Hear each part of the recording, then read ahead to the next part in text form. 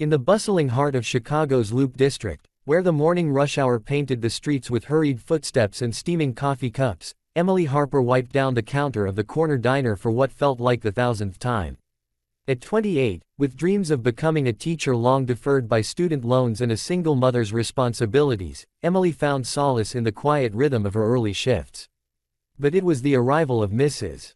Evelyn Whitaker every morning at precisely 7:15 that truly brightened her day. The old woman, frail and silver-haired, would shuffle in with a worn wool coat that had seen better decades, her eyes carrying the weight of unspoken stories. Emily didn't know much about her, just that she lived alone in a nearby apartment building and preferred her eggs over easy with black coffee. What started as a simple act of service had blossomed into something more.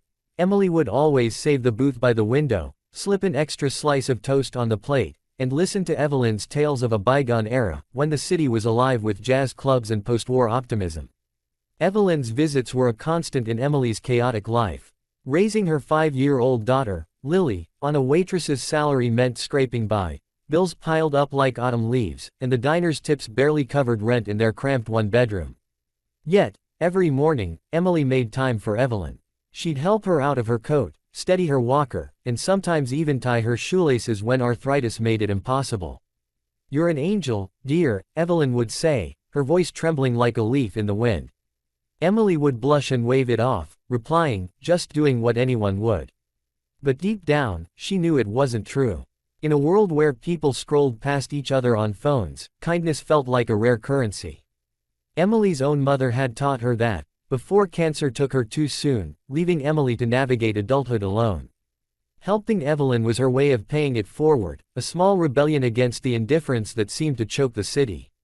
As weeks turned into months, their routine deepened. Evelyn shared fragments of her life: a husband lost in Vietnam, children who had scattered across the country, pursuing careers that left little room for visits. "They call on holidays," she'd say with a wistful smile, "but it's the everyday that gets lonely." Emily, in turn, opened up about Lily's infectious laugh, her struggles with night classes at community college, and the gnawing fear that she'd never escape the cycle of poverty. One particularly chilly November morning, Evelyn arrived looking paler than usual, her hands shaking as she clutched her purse. "Rough night?" Emily asked, pouring her coffee. Evelyn nodded, admitting she'd fallen in her apartment and bruised her hip.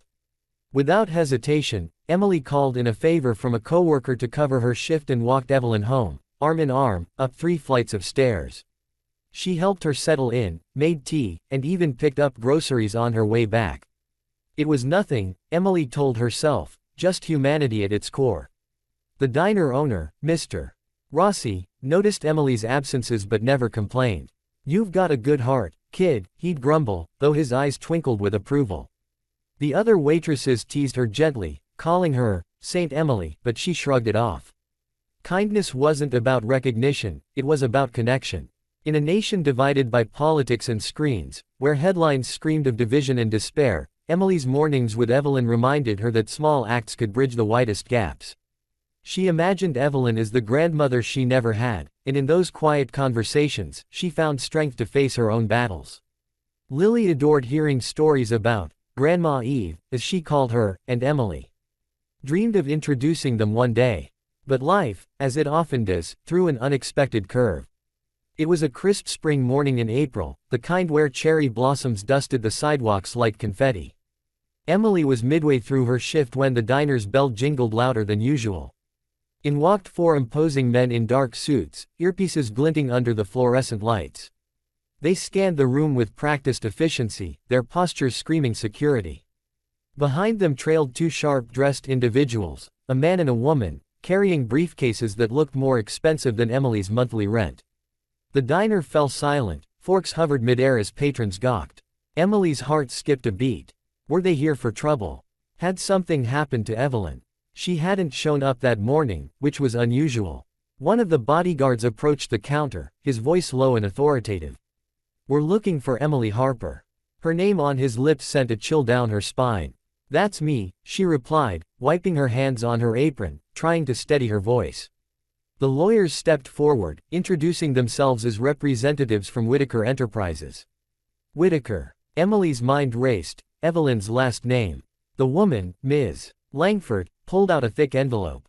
Mrs. Evelyn Whitaker passed away peacefully last night, she said gently, her eyes softening. Emily's world tilted. Passed away? No, that couldn't be. Just yesterday, Evelyn had laughed at one of Lily's drawings Emily had shown her on her phone. Tears welled up as the diner blurred around her. The bodyguards cleared a space, and Ms. Langford continued. Mrs. Whitaker was not who she appeared to be. She was the reclusive widow of Theodore Whitaker, founder of one of the largest tech conglomerates in the Midwest. She lived simply by choice, shunning the spotlight after her husband's death. Emily's jaw dropped. Evelyn. Wealthy. The old woman who pinched pennies on her diner tab. It didn't make sense. The lawyer handed her the envelope. In her will, she left you a substantial inheritance, enough to pay off your debts, fund your education, and secure a future for your daughter. Emily's hands trembled as she opened it, a check for $500,000, along with a letter in Evelyn's shaky handwriting. Dearest Emily, in my long life, I've seen fortunes rise and fall, but nothing compares to the wealth of a kind heart. You gave me companionship when I was invisible to the world. You reminded me of the girl I once was, full of hope and fire.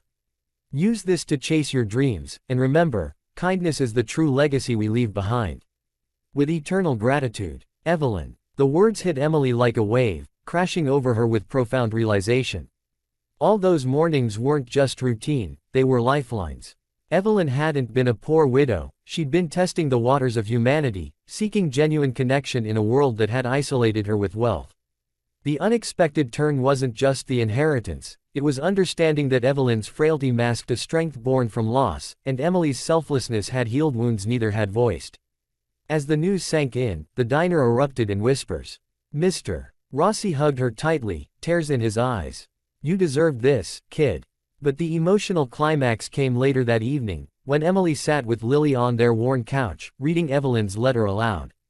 Lily's eyes widened. Mommy, does this mean we can get a house with a yard? Emily nodded, choking back sobs. It wasn't the money that transformed her, it was the validation that her quiet acts of compassion had rippled outward, changing lives in ways she never imagined. She thought of the countless Americans grinding through daily struggles, from factory workers in the Rust Belt to single parents in bustling cities, all capable of the same quiet heroism. In the days that followed, Emily enrolled in teaching courses, quit the diner with Mr. Rossi's blessing, and started a small foundation in Evelyn's name to help elderly residents in the community. She visited Evelyn's grave, whispering thanks for the lesson. In a divided world, selflessness unites us. The inheritance wasn't just financial, it was a spark of hope, proving that humanity's power lies in our unseen kindnesses. Years later, as Emily stood in her classroom, inspiring young minds, she often shared Evelyn's story, not for the twist of fortune, but for the heartwarming truth. One act of generosity can ignite a chain reaction, transforming despair into possibility. In the land of opportunity, where dreams sometimes fade, remember that the greatest wealth is given freely, from one soul to another. And in that, we find our shared humanity, unbreakable and eternal.